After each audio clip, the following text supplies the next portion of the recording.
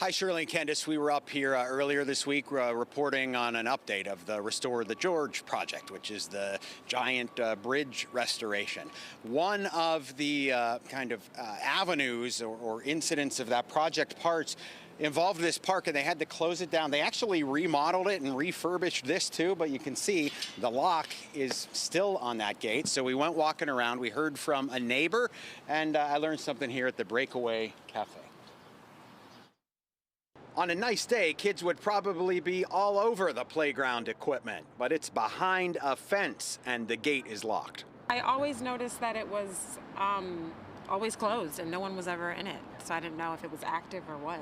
The playground is in Washington Heights at the end of West 180th Street along Cabrini Boulevard. It's by the entrance of the George Washington Bridge path, which makes it Port Authority property. When the path opened in 2023 after construction, neighbors thought the playground might reopen too. It's such a shame. I have an amazing park in my hometown, and it was a great place for me to hang out when I was younger. And having it right there with the door locked and everything, it's such a shame. It's hard to see it. The Port Authority don't give anyone the chance to open it, and it just fade away and it stay closed.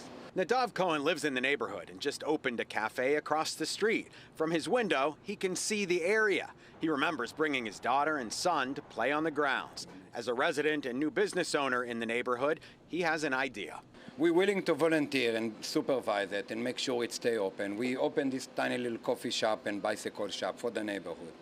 And we think that this is just extension of us. It's across the street, we love it, we want to be here for the kids, and we're willing to take responsibility for it and open it.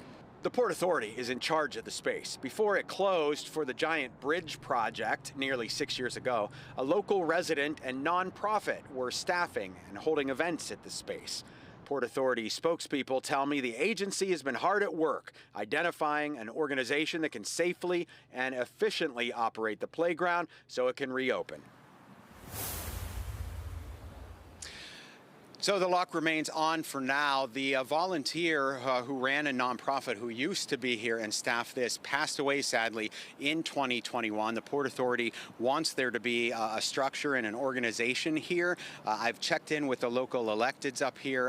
Everybody is trying to put something together to get this open. They know the volunteer offer stands, and we'll see what develops. Live uptown, Greg Mocker, Pix 11 News.